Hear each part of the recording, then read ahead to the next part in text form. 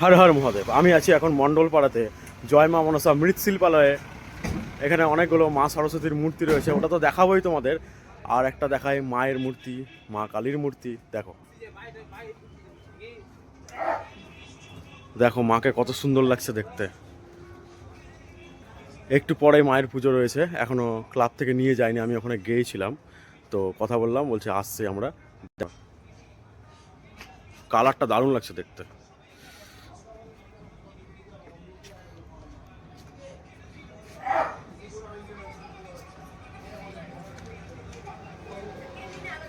দেখো মায়ের মুখটা কত মিষ্টি।